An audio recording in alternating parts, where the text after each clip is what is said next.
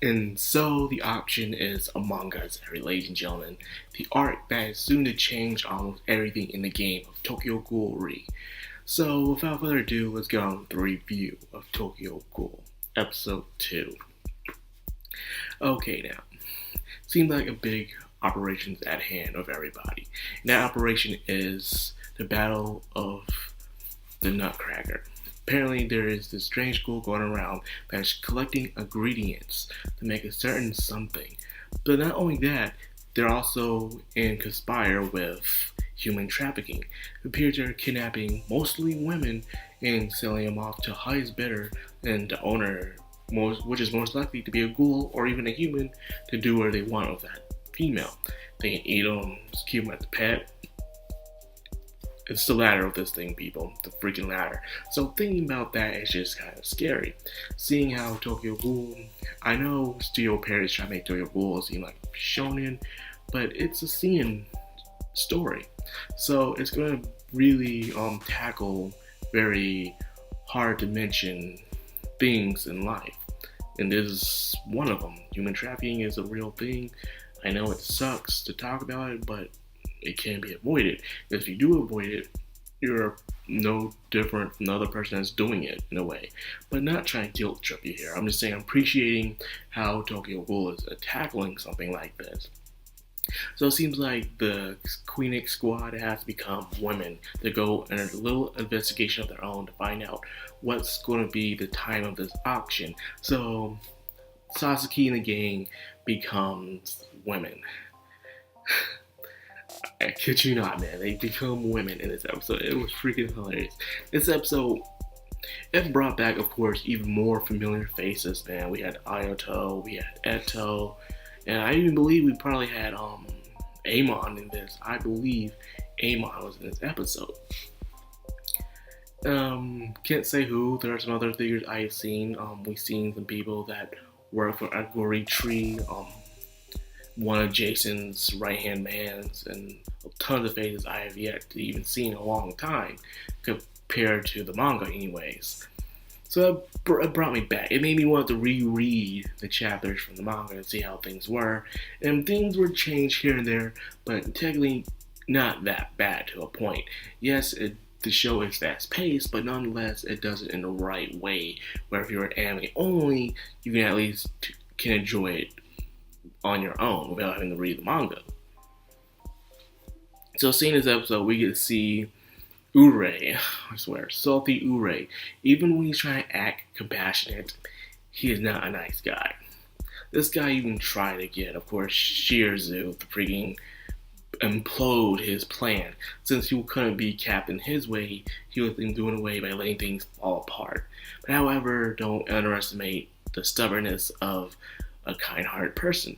This is an episode where we got to see Saiko, the girl you've been seeing throughout the show, the one that runs upstairs. We get to see her, and she's freaking adorable. She's like a little dwarf girl who loves to play video games and eat tons and tons of unhealthy food, especially sweets, ham, all that stuff. And she's a hardcore gamer apparently. Even though she has the power of a ghoul, she rather spends her time indoors, just doing it, eating, playing video games, all the good stuff. And apparently she gets paid for that. Sign me up. I want a job where I can just sit down, play video games, and oh yeah, I'm sorry, YouTube isn't there anymore for it. Not many people make a lot of money off of YouTube for playing video games. That's what Twitch is for. Anyways. So apparently, even after an investigator like them and the Queenix squad, when they retire, they still get paid by CCG to live a normal life. It's in a way like military retirement, but better in a way. I bet it's better since the CCG is more of an exclusive organization than it is with the military, which almost anyone can go into now these days, especially during wartime. So anyways, get off of that. We can see her character and how she reacts. She's a bit lazy. She doesn't want to do anything, sleep all day. If she's not sleeping, she's eating. If she's not eating, she's playing video games. And that's her schedule. So we'll see how Shirazu tries his best to add the captain. he's getting the hang of it a bit here and there, but he still can use some work, as you clearly see, you know.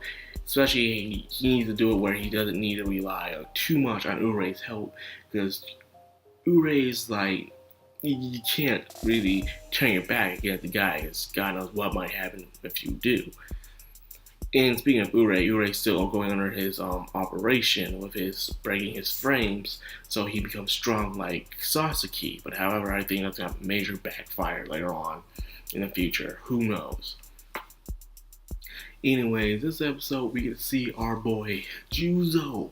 Juzo is back. Everyone's favorite CCG investigator dove, Juzo, and he's high up there now. He's no longer the person we saw him in season 2. I mean, literally, his hair is not even white anymore. It's black. I could decide to mature a little. And surprisingly, him and Sasaki actually has a very fun relationship, you know? Especially when Sasaki comes up with his arms and Juju is searching for all the candy. I'm like, oh, that's very funny. That was a joy. So this episode had tons of laughs, by the way, especially thanks to Psycho and Juzo, because those are always two crazy characters. But besides that, this is once again another calm before the storm, because now we know that Musaki has decided to join, to be part of the bait, pretty much. You can call him Bates. He decided to say, hey, I will just join in, ask Nutcracker for advice, and she will be part of the auction. So the ones who will be in middle stage is going to be Juzo and Musaki. And seeing how things going down, everyone's going to be there. Guri Tree, the CCG, and even the clowns. That's right, people. This is one thing that the anime doesn't really focus on too much, and that is the clowns. I realized in season 1 and even Route A, they didn't focus on the clowns enough, like the manga did. The clowns play a very big role in the whole entire story. So the fact that after reading Tokyo Ghoul Re, you can't avoid the clowns this time. You can't just say, oh look, the clowns are here and stuff. You can't avoid them this time. They play a huge role in Tokyo Ghoul Re. So I'm glad that the studio decided to use the clowns this time, because they don't have a choice. So yeah, man, Tokyo Ghoul, I'm excited to see what happens next, man, because dang, it's about to go down, the auction.